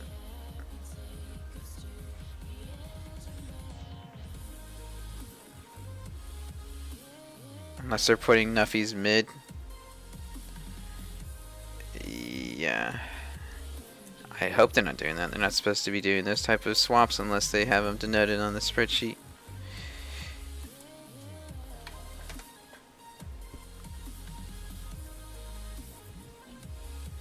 I mean, just looking from the compositions, though, I mean, you have Irelia, Rek'Sai, Vladimir, super strong at diving backline. You got a Lucian that can follow up with that, or the vice versa, where him and Braum can kite out whoever is going for him there. Which in this case is most likely going to be Olaf and Aatrox trying to go on the backline. So it's kind of like both of the front line, the divers are kind of going to the other one's back line. Whoever wins the back line war there is gonna win out. And I think honestly, Varus has CC. Excuse me, sorry about that. Had to sneeze. Varus does have the CC to help him, kite out a little bit, but like Lucian overall is going to be much more mobile, able to survive longer. I think Braum and Gala are pretty equal in terms of kiting ability and helping out with that, but we'll have to see how that goes. But only 1 minute left until we see Game 3 of a Mega Game Alpha versus Hostile GameSports Team. Can Hostile GameSports Team actually take a win here? That is the question of the day. Is the power of friendship going to overtake this like really strong super team that's coming out? Or is friendship doomed to fail and, I'd better not have friends? I don't know. I'm making up storylines. I'm sorry. I'm going to just stop talking.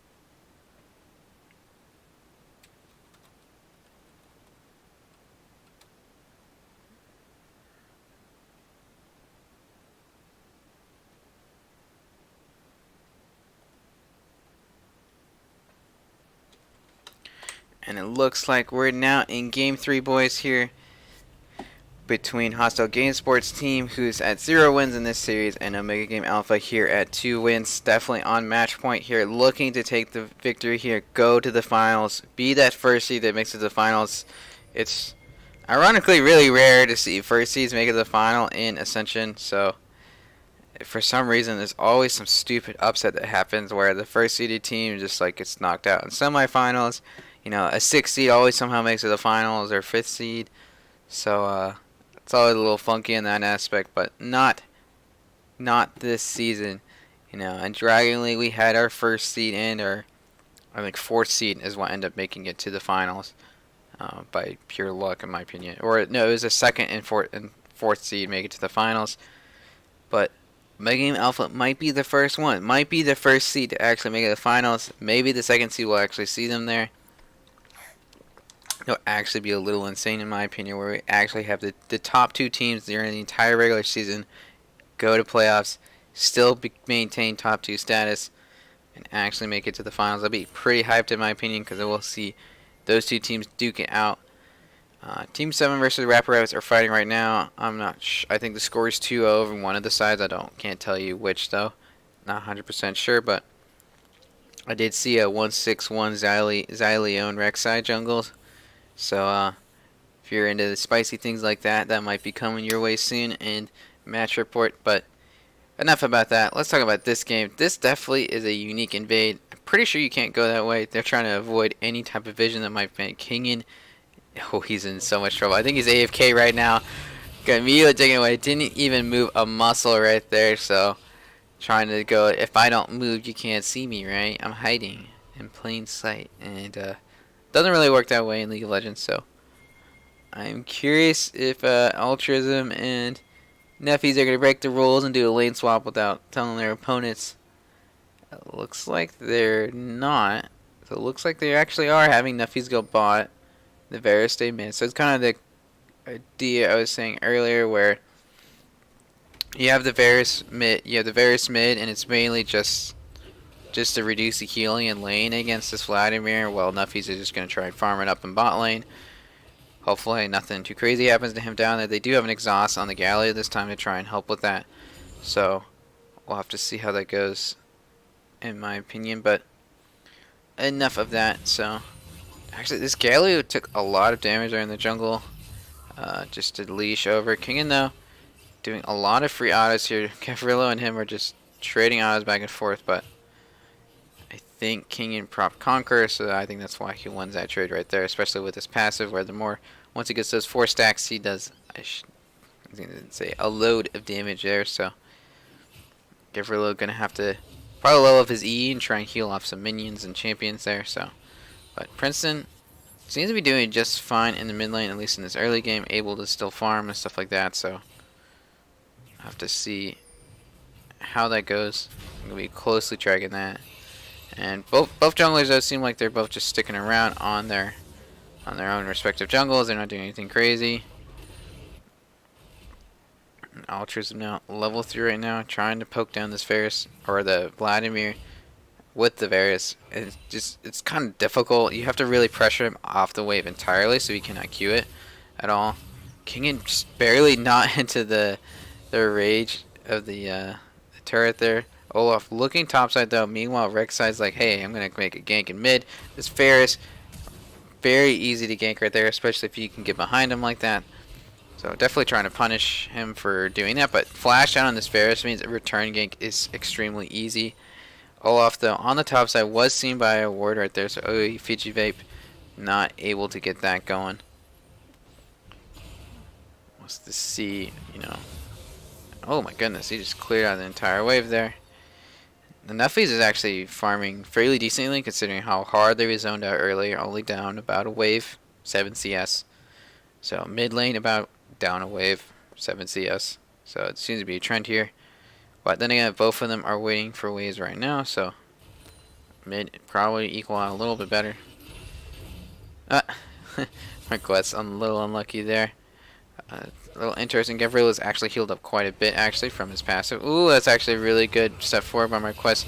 2-man taunt, though, right here. Meanwhile, Viscount was on the entire time. There's the Ignites and the Exhaust going down right there from both the supports, but a free win right there. OE Fidget Vape now up here in the top lane getting that kill, and actually, Hostile GameSporteam's on the board with 3 kills. That's actually massive for them. They actually have an early game lead. OE Fidget Vape is making a massive difference for this team in this early game here, so well played by him. Well played by this bot lane too. I don't think they're expecting that much burst to come out of this duo. I don't think they were either. They didn't immediately use the exhaust until after the taunt had gone away from the Lucian. So they pretty much made Lucian do like no damage at all for a solid like 5 or 6 seconds with the taunt and with the exhaust there combined. So well played by them on that aspect as well. I didn't think the Lucian would go in range of the Galio taunt, but it looks like he like barely stepped in, gets taunted, and that is how they lose the trade right there. But they are trying to freeze the wave right there, right in front of their turrets, so they don't have to deal with those problems or anything like that. Make them more susceptible to a gank if that occurs. But now Nuffies and them are swapping now, so this is perfectly fine to do this kind of trade. Essentially, you laned for a little bit, you had a little early game stuff, and I believe the rule is until 5 minutes. You're allowed to do, you have to lane in that certain lane, and then you can swap over, if I recall the rulebook correctly. So, interesting workaround of the rules there. Not sure if I'm a fan of that or not. Maybe I gotta change the rulebook again. But Gavrilo Prince in a little bit of trouble. There's a Rek'Sai behind him. Nice flash over the Rek'Sai right there. Avoiding the knockup right there entirely. So, well played by him. Nuffies now in the mid lane. Just immediately going into the Princeton here. I think in some aspects, if he can do an all-in, he actually will win those trades. But the thing is, after that all-in is done, that's when the Vladimir has time to retaliate there. So. And the thing is, it's really hard to just keep him from healing up. You know, he's just going to cue the wave. Oh, Lucian is going to face check it. There it is right there. Now they're immediately going to go on Marquess, I would hope. That's an easy kill right there onto him if they actually secure it and focus fire correctly.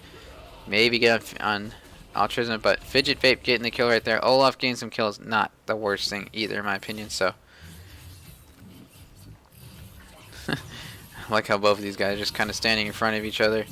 Both using their ultimates together. This arm coming to be effective, but Kingen understands the new Aatrox pretty well. Like, he does not have a revive. I can do the dive. I can take him out and then immediately queue back out to the minions. So, well played by him. Yeah, I'm not sure. I mean, if you're going to pop the ult, you should just fight there in that aspect, because it does give you extra healing and stuff like that. Nice stun right there. But since OE Fidget Vape showed on the bot side there, he is going to lose his top side jungle, so he just lost his wolves, getting a little counter jungle, but I mean, it's Rek'Sai trying to out power farm you, which is, I wouldn't be too concerned about it, just because it's a Rek'Sai, you know, you're playing Olaf, he's playing Rek'Sai, you're not too worried about it. Once again, someone is face checking in OE Fidget Vape. There's the ultimate right there, and Ignite used on the OE Fidget Vape, but Nuffy's able to use ultimate there. He does get the red buff right there, and oh my gosh, so close to being taken over, but Nuffies does have flash. I'm surprised he didn't immediately jump over the wall for that kill, but I guess all his stuff was on cooldown. Cooldown's too long on the Silas. I'm going to swap these now, since they have swapped lanes at this point. So, well played by Princeton, actually securing a kill on the enemy jungler, taking his red buff, and still getting out right there. Really good flash by him, but does use both of his summoners. Altruism does have his flash back up now, so that window of opportunity where he did not have flash and could have been easily camped in those aspects gone and away right now, so definitely looking up for him. And honestly, he's completely even in farm, 62 to 62. A little down in items, but that's not a big deal. I don't think he's backed yet with his gold, probably sitting on quite a bit. Yeah, he's sitting on like 1100, so you could probably finish a cutlass similar to this Lucian here, so we'll have to see if he opts for that or not. Silas just backed right there, getting the Kindle gem, getting some nice CDR here. Meanwhile, top lane, the Aatrox getting both of them have the Caulfield's Warhammer. Meanwhile, Nuffies does miss a stun right there, so he's going to get poked down quite a bit, especially because this guy has the red buff. That makes the laning as a Vladimir so much more annoying. But there is an Olaf up here, but I don't think he wants to commit to that. Nuffies going to take a Q in and out of his face for his troubles there. And then King, just straight up winning this little duel here, but he's going to make sure he's actually going to commit to a fight here. Ooh, really close right there. But since the Olaf, they know he's topside right now, so they're immediately going to do this Ocean Drake. Trying to steal it right now, but it's kind of in vain right now, so. Meanwhile, Princeton trying to do his best. Meanwhile, in the top lane, Olaf going after this Irelia, who's going to have to try and outplay, but nice axe right there from OE Fidget Vape. Kill secured for him. Now 2-1-2 on this Olaf. I'm wondering, I don't think the Aatrox got an assist for that. A little unfortunate, but Rek'Sai is near bot side right here. They could try and go for a dive, especially because they have a Braum and Rek'Sai can drop aggro, but looks like they're going to not opt for it. Oh, he Fidget Vape just going to clear some wards and some vision. See if he does not have sweepers, so he cannot sweep and find that other ward there. So looks like he is starting the Rift Trail. Does he actually? Yeah, he knows that Rek'Sai is over there right now, I believe. No, he doesn't. He does not know that. He's just guessing that he's there. So a little aggressive and risky of him, but I respect that risk and aggression. When you're down 0-2, you got to take some of these chances on stuff like the Rift Trail, for example, when you think you can take it for free. And look at that, free Rift Trail. I mean, Olaf's extremely strong at soloing as well because of his axes, because of the lifesteal and true damage he can do despite the amount of armor he has. So yeah, and now they're pinging back. King is like, yeah, I do not want to be ganked by this Olaf. Again, he's come so many times. No longer has flash on this, I realize, so definitely got to be a little careful there. Because he used it during the turret dive that he failed on Gavrilo, so definitely want to just keep safe in that aspect. And Cutlass and Recurve Bow now complete on the Varus, so technically a small advantage to him in that aspect because over the Lucian here, who just has the Cutlass and a dagger. Ooh, Nuffy's coming in for the roam and gank here. There is a Varus coming out. The nice flash time right there, and the Braum ultimate from the Silas being used there, so well done by them. Cutlass used by both of the ADCs, but Gavrilo immediately doing a flash, very respectful of him. Now the Rift Herald is being used in bot lane here. They're going to get some platings right before the charge right here. It's actually very effective usage here. Definitely a bunch of gold right there to their team. A bunch of 80s and 40s right there, and they might be able to take this turret, honestly. 40 gold to several members there. So they actually have a small gold lead here in this game where they have a 1k gold lead in favor, but I don't know. If Gavrilo goes down here, you know, he's going to be a little bit of trouble here, so yep. And this Aatrox counterpick to Gavrilo is not working out as well as you would like it to be. He was not aggressive early enough, I would say, to actually make the pick work, because early game is when you're really strong against Gavrilo, and later on she gets, you know, obviously a little better. But I mean, it seems like they're playing more collectively as a team, right? They're making more plays happen. They're forcing more things. They're being a lot more proactive on the map, and it's such a huge difference with just changing out to jungler. It's a little insane in my opinion. But then again, I've seen teams that, yeah, they completely flip on a dime. They get a jungler, someone that's vocal, someone that's willing to force plays and take a little bit of risk, and very quickly your team just completely changes the way they play the game. Triforce now done on this Aurelia. This is when you really start screaming. Oh no, the Aatrox. He's trying to finish, I think. He's got the Ninja Tabby done. He's trying to do, I would assume that's going to be a Death Dance first item, but I'm not 100% sure. I don't know if that's the right first item for him to even get. Maybe you should worry about getting Asterix or something like that to help him survive even, but we'll have to see here. Immediately Aurelia's going in. She does have the Triforce Conqueror proc right now. Going to use a W for another proc on her passive, but I mean, Fervor only gets you so far, so definitely really well. Like a good amount of burst right there from the Aurelia. And if your Aatrox, like the minute you see that full combo coming, you gotta be using your Qs on him. But I feel like Aurelia has to worry about just making sure the wave is pushed. So mid laners are now both in the bot lane right there, so that's nice and fun. Something to note is neither of them have teleports, so if any fighting occurs down there, it's gonna stay down there. Not able to do too much. There you go, Gavrilo.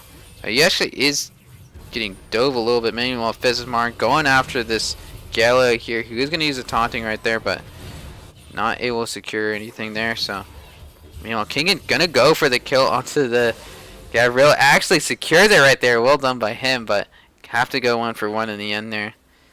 A little tragic, but honestly, this Aatrox is really far behind. Aatrox is not a very good champion when behind. Just gonna put that out there right now. So when you see it, it's like if you see an Olaf that's behind or an Aatrox that's behind, you get a little scared and worried, like, oh no, these champions are not very good. The thing is, because they're super strong early, right? But Olaf is 3-1-2, is doing pretty decent for himself. Altruism seems to be doing totally fine on ADC roll, so nothing to worry about there. Where you think, oh, they did this weird kind of semi-roll swap post 5 minutes, but Nuffy's doing fine on the mid. Altruism doing fine in the ADC, so nothing, no like clear mechanical mistakes or anything like that. I mean, arguably you could say maybe they're honestly playing better in the different roles as opposed to how they normally play. But maybe it's just banning the Morgana is just helping them quite a bit. I'm not sure, but Vladimir now up 20 farm. Top lane, this Aurelia is up, what is that, 40 farm right there. How much gold does that equate to? Like a 1.5k gold lead right there. And the gold, though, is in favor of a hostile GameSports team. They're up 1k gold despite having a 1.5k gold deficit in the top lane. And it pretty much comes down to the amount of plays they got in the bot lane went across their entire team. Like each of these players, especially the jungler here, has an extra 400, 500 gold in their opposition. Jungle has an extra 1k. But Nuffy's, and dude, there's like 2 skirmishes going on, but there is a Lucian right here that makes it very hard and difficult. Ooh, nice snipe right there from the Rex side. Nuffy's with a good flash right there, but probably about to get dive. Ooh, actually really good use of the Rek'Sai ult to try and install for more time, but not enough right there. Festusmarin is going to just start taking this away. No Galio ult was used throughout that entire skirmish right there, so Altruism trying to get a snipe right there, but actually just a little bit too far out of position, a little risky right there. Honestly, I think he's going to get taken down. There is a Flash Braum ultimate right there, but a 3-man taunt right there might save his life, but going to have to use the the ultimate right there, and Coconuts has to give his life. But meanwhile, on the other side here, for instance, there with the freaking phase rush, freaking Vladimir always in your way. Meanwhile, King is like, I'm not losing turrets to the Gabriel. I'm not letting a split push. Chooses his TP and now chasing him down. You could definitely Q to one of these ranged minions and try and go for a kill there. Ooh, nice stop by OE Fidget Fate. Actually, this Brahms alone, he could be taken down actually here if he lands the axe and slow here a couple times in a row. Yeah, he's gonna get chased down. That's a little tragic. You can ping him back all you want. He's dying here. Nah, nothing a little axe throwing can't solve. So, and things are gonna die down for a little bit. Definitely a little mistake on the skirmishes, like across the board there. A little interesting to see like Fidget Vape and Fesmus Marin kind of duking it out. They both have red smite, so they're probably both doing the extra 2 damage to each other. But you would think with the Olaf of how far ahead he was going to handily win that. But then a Lucian comes in with the Culling, and immediately you start losing that little 1v1 skirmish going on there. And then meanwhile on the other side, this Irelia is pretty far ahead. 4-4 and 2 has Triforce, now has a timeout as well. So Nuffy's getting the Lucian ult, immediately using it to clear the wave. I respect that quite a bit. Gallia though, hovering around mid, but I don't think he's going to do anything right there. Really trying to contest the Scuttlecrab there, can't really do anything else. Kind of waiting for the minions to come to his turret, just based on his one-on-ones with Aurelia. Aurelia has pretty much a 1.5 item completed, and he is still sitting on pieces of a Death Dance with Ninja Tabbies on. It's kind of hard to get on. Oh, Gabriel might be way out of position. Still thinking he's using the old ult. Good Gallia ultimate usage right there. Actually, they're CC locking this Rek'Sai really well, and the Braum, so they're gonna take him down. But here comes King on this Aurelia. Oh my God, that actually locked in, and then that's 4 people right there in there. That's actually gonna result in an entire ace right there. Well played by King, and just right on the tip right there of the Aurelia ultimate right there, and that just screwed their whole team up right there. They were gonna get out, and then you get the Aurelia like the slow from that field right there, and you just done. Good grief! This King just plays on the edge of his champions so often. This guy is definitely someone to watch for the finals, I would say, assuming a win here for Mega Game Alpha. And now at 9-14 kill lead, and in favor of Mega Game Alpha. Now they're up 5k gold, and again it comes to hostile GameSporteam. They had a 1k gold lead. They had some advantage. They actually did make a play in the bot lane to actually take down the turret, get a lot of plating, those kind of aspects. But then, they're doing these fights and they're losing the fights. And I wouldn't say necessarily it's just mechanical misplay. It's usually just someone's out of position. They get caught out. And then immediately, Mega Game Alpha punish them, and they take a turret. They always get objectives off the stuff. They might get a 3rd Ocean Drake right now. That'd actually be a little insane in my opinion if you have triple Ocean versus no Ocean. Especially if you're trying to play the Varus with the hope that maybe you can use it to poke people out. He is going the on-hit Varus build, but I don't think they're contesting this considering Nuffy's is taking the blue buff on the opposite side here, so they're just hoping for, a Q steal or something like that, but they got the Braum, who's just gonna... It's a little cheeky right there. Ooh, Gavrilla just revealed Fidget Vapes there by doing that auto right there. It's kind of trolling. This turret is not safe. I'm just gonna put that out there right now. Turret is not safe. You should back up. Fidget Vape might get out of position, but actually maybe Smart Quest that might be out of position. Nuffy's taking the Aurelio right there, but is at half HP from trying to 1v1 Fezismarin earlier. Fezis able to just walk away full health already. No big deal for him because he has triple Ocean Dray. If you're not all-inning and bursting somebody down, you're not killing that person on the side of making alpha. That's just no longer an option to hope Varus can poke people out. It's like, nope, they just back up, wait for Ocean Drake to proc on them, and boom, they're completely full health. It makes Baron taking so much easier as well because everyone's going to be full health the entire time they're taking Baron unless you're actively poking them during it and can take off the Ocean Drake buff there. But even then, like I said, you just back off, wait for it to proc, and you're full health within, 5 seconds, right? Princeton might be in a little bit of trouble. I don't know if Fidget Vape can actually do enough damage before the rest of their squad comes out. He actually does quite a bit. Oh my god, that pop damage right there. Massive amounts right there. Altruism now a little out of position. Good flash from him, but doing the best they can right now. But I don't think they're going to win this team fight, especially against this Vladimir. He's just healing at massive amounts. Gavrilo, not the massive Aatrox from last game, but 3-man taunt right there from the side of Coconuts, but not able to do too much right there. It is a little questionable. Altruism sees all three of them taunt, and he doesn't step up to go after maybe the Vladimir or the Lucian there, someone that's a lot easier to kill. He's just auto-attacking the Braum the whole time, trying to take him down, but I don't think it made a difference if he walks up to go for those kills. Maybe he ends up going down himself, so let's see if Nuffy's can actually do this 1v1. I think he can actually, considering he has the red buff, so easy kill for him. Death Dance finally completed on this Aatrox. 20-minute Death Dance is looking real good for him. Meanwhile, this Irelia almost has the Sterix Gauge completed. Definitely kind of a red flag. Vladimir, 10 stacks on the Dark Seal. Already has a Rabadon's on top of his... Oh, he just upgraded the Dark Seal to Magize. He's going full balls to the wall here, guys. A little BM here. Luckily, the Silas does have the Relonomicon with the Grievous Wounds to help reduce that healing and that aspect there. Make sure this Vladimir doesn't get just completely free healing if he's trying to focus him. So Braum being nice and annoying, just proccing the Baron every single time they come up to walk up to do the control ward. I think they're too worried getting too low and then just getting all in, which is a legitimate concern, I think. Gavrilo, gotta be a little careful there. They know that Olaf is there now with that sweeper. But if Varus is not here right now, Fezimar going in right now, but he actually is going to get bursted down almost. Does have to use the ult just to survive here, but is going to get taken down. But the Aurelia is here. The rest of the squad.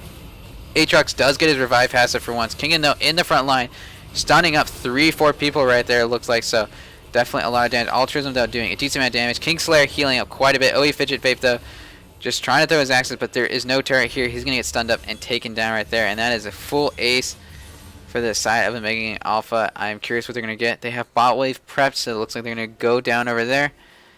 I do not think I'll be streaming the other series. I got other commitments to do after this. Mr. Kyle, support you. Also, I don't know if they're even still playing. I can't say, Princeton, I really like this. Having someone tank so your minion stays alive a little bit longer. That way they're actually even able to take this inhibitor turret. Gavrilo spawns in a second here. Altruism spawns in 4. I think they should back off here, and it looks like they're going to call it off, just like I'm saying. So, well done. It's not that mattered anyway. And we'll have to see in the match report thread. Like I said, there was a 161 Xyleon Rek'Sai game, so I'd be a little concerned. That was Team 7 there. 22 stacks now on the Magi's. I think this game is about over. There's no way they can deal with this Vladimir. This Varus still just completed Rage Blade finally, but I mean, at this point they're now down 8k gold, It's kind of crazy to think they had a 1K goal lead at like 14 minutes to now they're behind 8K gold, almost 10K now here. Classic Xyleon. And they're immediately on this Cloud Drake the minute it spawns. This is really good timing from them. Also, that makes the Rek'Sai and Aurelia love Cloud Drake, especially with the flat movement speed buff just across the board. Definitely helps them close the gap and chase key targets that they're going after. Helps the Vladimir too, who's on his biggest weakness usually also similar to those other two is just getting in range and being able to kite in and out in between cooldowns and stuff like that. So have to see. I'd fully expect him to maybe split push with King in, but then again, he does not have TP right now. So, and now I think they just bait around this Baron. They just hope someone face checks in a really dumb way, which I mean we've seen quite a bit of that from several members of Hostile GameSporteam. I don't need to point out a specific person when I think all of them have done it at this point. So. It is a little interesting, like they saw 3 or 4 members in mid and they don't immediately go, let's clear vision out in the Baron pit while we can. Pheasant he's looking for the flank right now. They're going to go for this fight right now.